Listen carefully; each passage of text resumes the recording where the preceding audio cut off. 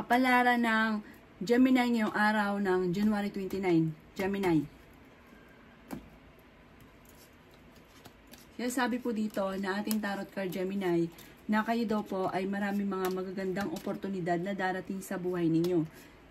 Sabi po dito ay pag-iisipan lang mabuti ang bawat desisyon. Kaya sabi rin po dito na makakamit nyo ang inyong mga pinapangarap at pwede ka rin manalo ng jackpot. Inasabi rin po dito na kayo daw po ay honest na tao. Mapagmahal ka lalo na sa pamilya. Hindi ka madamot. Inasabi rin po dito na meron kang sitwasyon na kailangan mong lisanin. Huwag ka daw po manghinayang sa mga iiwan ninyo dahil higit pa yung darating. Huwag daw po may pagkamatigas ang ulo daw po ninyo. Sabi po dito, nalulungkot ka daw po sa ngayon.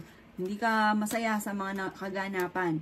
Sinasabi rin po dito na huwag kang mag-alala. Malalampasan nyo daw po yan. Sinasabi rin po dito na maaaring kayo daw po ay kontrolin nyo lang yung inyong emosyon. At saka hindi po kita gustuhan ay kagad ay gagawin. Pag-iisipan mo munang mabuti.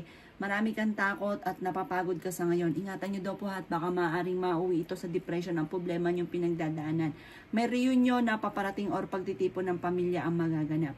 Sabi po dito ay maaaring may magbubuntis at sabi po dito may bagong oportunidad na darating daw po sa buhay ninyo. Ang inyo po lucky color ay yellow at ang lucky number po ninyo nagsimula sa number 16, 8, 22, 29, number 4 at number 1.